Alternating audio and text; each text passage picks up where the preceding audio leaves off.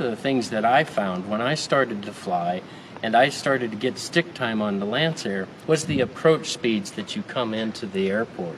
So when you get to a Lancer and you come to approach the airport and you're coming in at 170, 160 knots, that approach is very fast. And these airports that we land at are pretty small.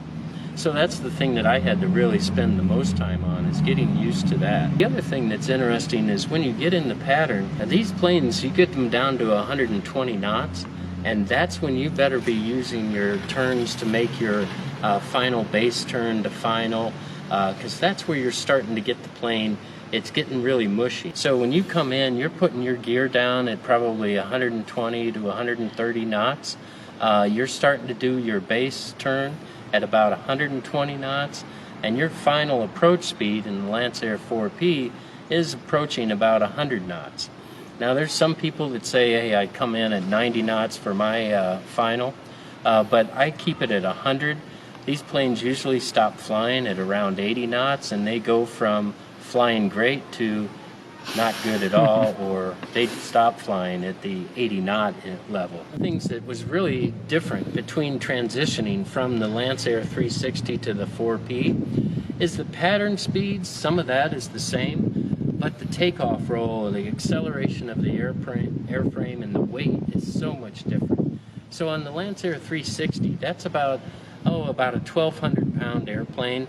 I think mine weighs in at 1,138.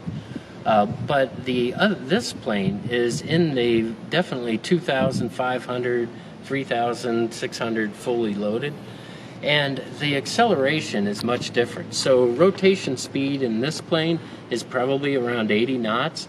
It takes probably 2,000 feet to get to that speed, and then once you're at that speed, you get the plane off and it flies much different. So when you get off the ground, that small Lancer is a very agile plane. You can bank, you can turn, you can really accelerate quick. This is a much more gradual plane to get up to speed. At altitude, 15,000 feet to 20,000 feet, this plane will perform at about 250 knots. It will maintain manifold pressure up till about 17,000 feet. It'll maintain 31 inches. And that's really where this plane performs well, this model anyway. When I come in for landing, that's where this thing gets much more complicated. There's more things to keep track of. There's getting it down from the altitude. It's running a Continental TSIO 550.